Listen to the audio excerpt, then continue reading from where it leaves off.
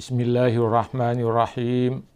Assalamualaikum warahmatullahi wabarakatuh. Alhamdulillahilladzi arsala rasulahu bil huda wa dinil haq liyuzhirahu ala dini kullihi walau karihal musyrikun. Wassalatu wassalamu ala asyrafil anbiya'i wal mursalin sayyidina wa maulana Muhammadin wa ala alihi wa sahbihi ajmain, amma ba'd. Para pencinta ilmu, para pendengar yang dirahmati Allah Subhanahu wa ta'ala, pertama-tama marilah kita panjatkan puja dan puji syukur kehadirat Allah Subhanahu wa ta'ala yang telah memberikan banyak sekali rezeki kepada kita, yang telah memberikan banyak nikmat kepada kita, yang telah banyak memberikan rahmat kepada kita. Bahkan rahmat dan nikmatnya itu tidak terhingga diberikannya kepada kita sekalian. Salah satu nikmatnya adalah nikmat sehat kita pada hari ini, sehingga kita dapat mengikuti kajian pada pagi hari ini. Untuk mengisi sarapan rohani pagi pada Jumat tanggal 14 Agustus 2020, saya ingin menyampaikan pesan Rasulullah sallallahu alaihi wasallam dalam ceramahnya yang sangat mengerikan dan sangat menggembirakan. Para pendengar, para pencinta ilmu yang dirahmati Allah Subhanahu wa ta'ala, Rasulullah di dalam ceramahnya itu menyampaikan lagi pesan-pesan sebagai berikut. Barang siapa yang mempelajari ilmu dan tawadu dengan ilmunya itu, lalu ilmunya itu dia ajarkan kepada hamba-hamba Allah dengan ikhlas, dengan tulus, hanya mengharapkan keridhaan Allah Subhanahu wa ta'ala, maka tidak ada pahala yang paling baik yang didapatkannya di surga. Tidak ada pula kedudukan yang paling tinggi yang diperolehnya. Tidak ada suatu kedudukan dan tidak ada pula derajat yang tinggi yang bernilai yang diperolehnya, kecuali dia mendapatkan di surga nanti bahagian yang paling banyak dari pahala-pahalanya itu. Dan dia mendapatkan kedudukan yang paling tinggi di surga nanti, kata Rasulullah sallallahu alaihi wasallam. Begitu hebatnya para pendengar, para penonton yang didapatkan oleh seseorang yang mencari ilmu, seseorang yang memiliki ilmu, lalu dia bertawadu terhadap ilmunya itu. Kemudian ilmunya disebarkannya kepada orang lain, di antara hamba-hamba Allah dan manusia yang lain. Luar biasa. Bahkan Rasulullah memperbandingkan, kata Rasulullah, ketahuilah bahwa sesungguhnya ilmu itu lebih utama daripada ibadah yang dilakukan. Dan kunci agama adalah wara. Wara itu adalah tawadu. Para pendengar, para pencinta ilmu yang dirahmati Allah Subhanahu wa ta'ala. Selanjutnya Rasulullah sallallahu alaihi wasallam menyatakan, sesungguhnya orang yang alim, orang yang berilmu adalah orang yang mengamalkan ilmunya. Itu ciri yang diberikan oleh Rasulullah. Orang yang berilmu bukan hanya memiliki ilmu, tetapi ilmunya itu dipraktekkannya. Walaupun ilmunya sedikit, tapi prakteknya dia lakukan terus. Kemudian Rasulullah menyatakan, jangan kalian memandang enteng sedikit pun dari maksiat. meskipun maksiat itu kecil di matamu. Sesungguhnya tidak ada yang kecil, kata Rasulullah, kalau itu dilakukan terus-menerus. Pepatah kita menyatakan sedikit demi sedikit menjadi bukit. Kalau ada maksiat kecil yang dilakukan terus-menerus, maka itu maksiatnya menjadi bukit. Dan tidak ada yang besar kalau disertai dengan istighfar.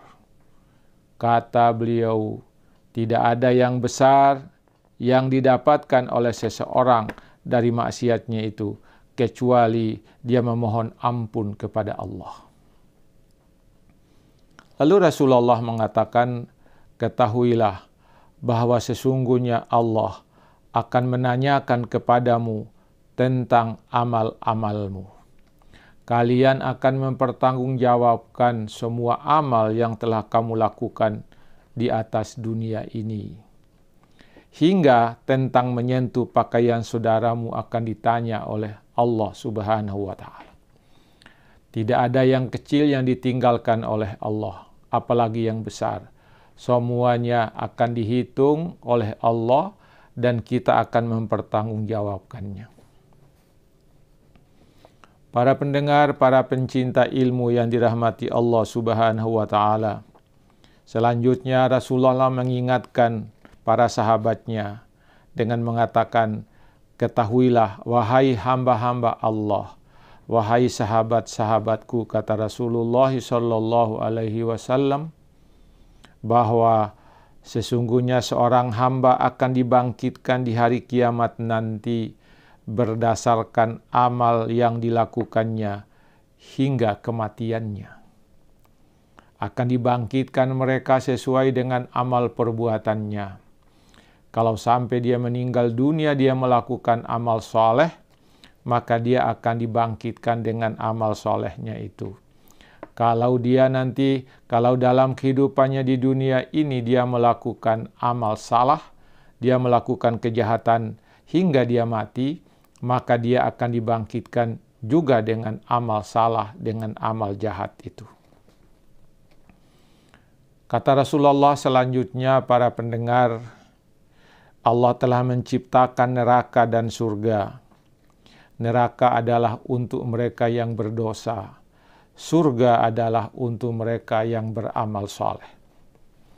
Lalu kata Rasulullah, barang siapa yang telah memilih neraka, maka Allah akan menjauhkannya darinya.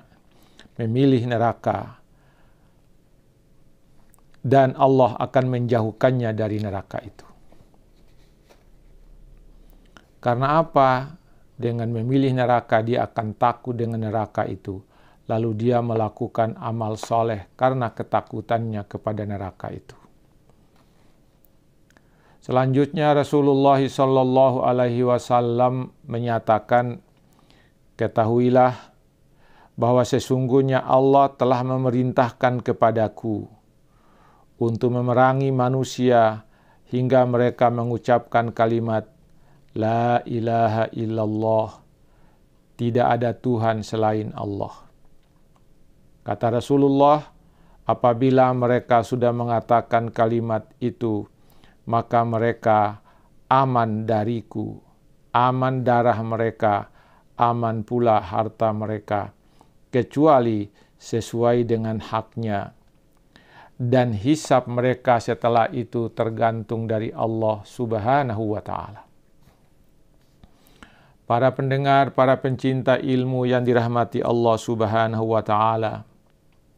Selanjutnya Rasulullah sallallahu alaihi wasallam mengatakan, ketahuilah bahwa Allah tidak membiarkan sedikit pun dari apa yang telah dilarangnya. Kalau ada sesuatu yang kecil yang dilarang oleh Allah, Allah tidak membiarkannya begitu saja, tapi Allah akan menghitungnya kelak pada hari hisab nanti. Kecuali yang Allah telah jelaskan kepadamu di dalam firman-Nya di dalam Quran surat Al-Anfal surah ke-8 ayat 42. Apa kata Allah? Liyahlika man halaka an bayyinatin wa yahya man hayya an bayyinatin. yaitu agar orang yang binasa itu binasanya dengan keterangan yang nyata, dan orang yang hidup itu hidupnya dengan keterangan yang nyata. Saya ambil potongan ayat itu. Para pendengar, para pencinta ilmu yang dirahmati Allah Subhanahu wa Ta'ala, ada beberapa hal yang perlu dijelaskan dari ceramah Rasulullah itu. Barang siapa yang mencari ilmu, barang siapa yang belajar suatu ilmu, setelah dia mendapatkan ilmu itu, dia tawadu terhadap ilmu. Dia tidak sombong terhadap ilmunya.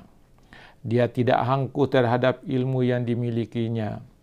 Bagai pepatah kita mengatakan, orang yang berilmu itu bagaikan padi, bertambah berisi, bertambah merunduk. Merunduk itulah tawadu. Setelah itu dia mengajarkan ilmunya kepada hamba-hamba Allah Subhanahu wa Ta'ala. Maka di akhirat nanti dia akan mendapatkan kedudukan yang sangat tinggi di sisi Allah Subhanahu wa Ta'ala. Dia akan mendapatkan posisi dan bahagian yang paling banyak dari kebaikan-kebaikan dari ilmu yang dilakukannya ketika dia nanti berada di dalam surga. Para pendengar, para penonton, pencinta ilmu yang dirahmati Allah Subhanahu wa Ta'ala. Orang yang alim, kata Rasulullah, adalah orang yang mengamalkan ilmunya, walaupun ilmunya itu sedikit. Itulah dalam ceramah saya biasanya ada simbol ilmu amaliyah dan amal ilmiah. Ilmu amaliyah itu artinya kita sedikit ilmu, tapi kita mempraktekkan ilmu itu. Kemudian amal ilmiah, kita melakukan amal-amal kita berdasarkan ilmu yang kita pelajari. Kemudian tidak ada yang kecil dari maksiat itu. Kalau dikerjakan terus-menerus, maka menjadi bertumpuk. Tidak ada dosa yang kata Rasulullah SAW yang ditumpuk, kecuali harus memohon ampun kepada Allah atas dosa-dosa itu. Karena apa? Nanti di akhirat setiap manusia akan dibangkitkan sesuai dengan amalnya itu. Karena itulah maka Allah telah menyiapkan neraka untuk orang-orang yang berdosa, dan Allah telah menyiapkan surga untuk orang-orang yang soleh. Kata Rasulullah SAW, apabila seseorang telah mengucapkan kalimat la ilaha illallah, maka dia amanlah dari Rasulullah. Kata Rasulullah di dalam suatu hadis yang lain, barang siapa yang mengucapkan la ilaha illallah itu di akhir hayatnya, kata Rasulullah, dakhalal jannah, dia akan memasuki surga, kata Rasulullah SAW. Para pendengar, para penonton yang dirahmati Allah Subhanahu wa Ta'ala, demikianlah tausiah saya pada pagi hari ini sebagai sarapan pagi untuk kita semua pada pagi hari ini. Lebih dan kurangnya mohon dimaafkan. Assalamualaikum warahmatullahi wabarakatuh.